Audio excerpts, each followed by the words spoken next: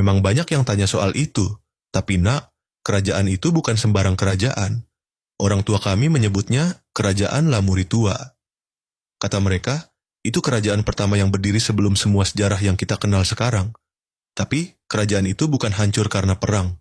Katanya, kerajaan itu lenyap karena ditelan bumi.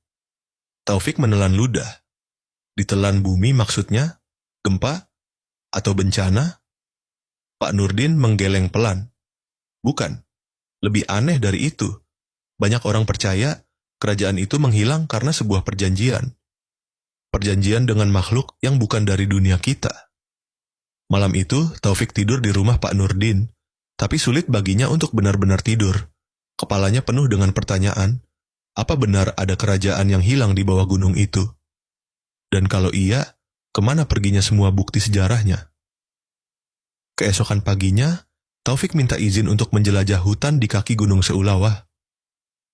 Pak Nurdin awalnya menolak, tapi setelah Taufik bersikeras, akhirnya ia diberi izin dengan satu syarat. Jangan keluar jalur, kalau dengar suara yang aneh, jangan diikuti, dan jangan pernah bicara sembarangan. Taufik mengangguk.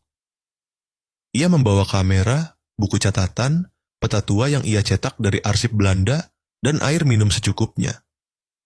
Ia menyusuri jalur kecil yang menembus semak dan pohon-pohon tinggi. Udara di sana dingin dan sunyi, hanya suara burung dan daun yang bergesek yang menemani. Sekitar 1 jam berjalan, Taufik sampai di sebuah tempat yang berbeda. Vegetasi mulai berubah. Tanahnya lebih lembab. Dan, di depannya, ia melihat sebuah batu besar berdiri seperti pilar. Batu itu berbeda dari batu-batu lain. Permukaannya halus, dan ada ukiran aneh di salah satu sisinya. Mirip simbol-simbol kuno. Bukan huruf Arab, bukan Latin, dan bukan aksara rencong. Taufik mendekat. Ia memotret dan menggosok permukaan batu itu dengan hati-hati. Di bagian bawah ukiran itu ada simbol seperti matahari dan bulan berdampingan. Saat disentuh, batu itu terasa hangat, seperti menyimpan panas di dalamnya. Taufik mencatat semuanya, lalu mengambil sedikit tanah di sekitar sebagai sampel.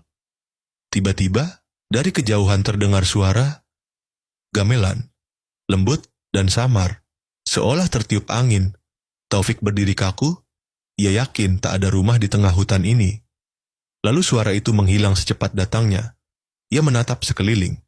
Hutan itu kembali sunyi. Ia memutuskan untuk tidak melanjutkan pencarian hari itu.